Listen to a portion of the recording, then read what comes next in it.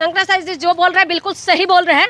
वो जो कह रहे हैं ना बिल्कुल सही कह रहे हैं। ये लोग जो है गाय की रक्षा के नाम पे ये लोग क्या कर रहे हैं, गाय को काटने का रोकेगा कौन? यही लोग ही तो रोकेंगे ना। सत्ता में कौन है? यही लोग है। तो शंकराचार्य जी जो बोल रहे हैं ना बिल्कुल सही बोल रहे हैं। कोई मुसलमान नहीं चाहते, कोई हिंदू नहीं चाहते, कोई ईसाई नहीं चाहते, आम जनता यही चाहते हैं ना कि जानवर को सुरक्षित रखा जाए, गाय को माता का दर्जा दिया जाए। लेकिन क्या करे ये लोग, क्यों नहीं रोक पा रहे हैं? यही राष्ट्र पशु बनाने की वही तो मैं कह रही हूँ, राष्ट्र पशु बनाने का कोई मुसलमानों से जाके पूछिए कि आप नहीं चाहते हो क्या? वो भी बोलेगा कि हम चाहते हैं। क्योंकि बीजेपी सत्ता में बैठने के बाद ये क्यों नहीं चाह रहे? आप बताइए ना, इनके पास सबको पावर तो उनके पास ही है ना। एक्सपोर्ट इंपोर्ट जो हो रहा है ये कहाँ से हो रहा है? बॉर्डर में कौन है? और किसी भी एरिया से अगर वो गाय मांस अगर जा रहा है तो वहाँ की रखवाली कौन दे रहा है, कौन कर रहा है? तो ये सारी चीजें इन्वेस्टिगेशन की विषय है। लेकिन जो शंकराचार्य जी बोल रहे हैं ना बिल्कुल सही बोल रहे हैं कि बिल्कुल ये जो है हर धर्म की जाति के लोग चाहते हैं। मुस्लिम संगठन भी मैदान में आके उन्होंने कहा कि सरकार की क्या मजबूरी है जिसकी वजह से वो राष्ट्र बिल्कुल सही करे नहीं बनाते। नहीं, बिल्कुल सारे संगठन मैदान में आना चाहिए और इस मुद्दे पे शंकराचार्य जी का साथ भी देना चाहिए। और सरकार की कोई क्या मजबूरी हो सकती है बताइए ना, क्योंकि लाखों करोड़ रुपए मिल रहे हैं।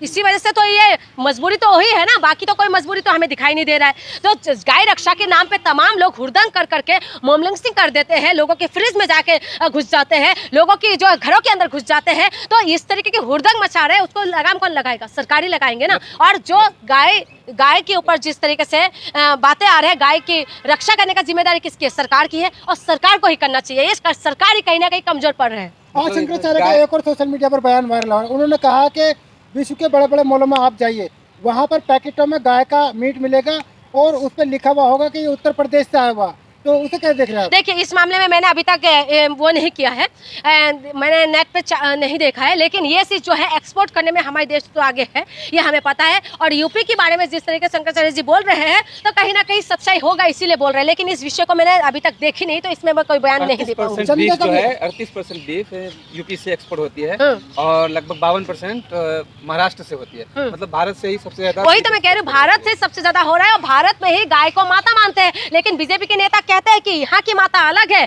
और हमारी नॉर्थ ईस्ट का अलग है। तो नॉर्थ ईस्ट में जो गाय है वो मिथुन है और यहाँ की जो गाय है वो माता है। तो इन्हीं के बीच में विरोधाभासी है। ये लोग खुद ही नहीं चाहते हैं कि गाय को राष्ट्रीय पशु घोषित हो, लेकिन हम चाहते हैं कि गाय की रक्षा किया जाए और गाय के नाम पे तमाम जो लोगों को मोमलिंचिंग होता है उसको रोका जाए और इसमें इंसाफ मिले। और जिस तरीके से शंकराचार्य जी बोल रहे हैं ना, गाय की रक्षा हो और होना चाहिए। आपको क्या लगता है कि बीजेपी राष्ट्र पशु क्यों नहीं बनाना चाहती गाय? भाई इतना हजारों करोड़ रुपए अगर आ रहे हैं इनके पास तो क्यों चाहेगा बताइए, क्यों चाहेगा इनका? इसीलिए तो नहीं चाहते। लेकिन ये बीजेपी सबसे बड़ा देशभक्त, बीजेपी सबसे बड़ा राष्ट्रभक्त बना हुआ है। तो ये जो मुखौटा पहन के चल रहे हैं ये नहीं चाहते, ये खुद ही नहीं चाहते। नहीं तो इनकी बस के आप बताइए ना, रातों रात नोट बंद कर देते हैं।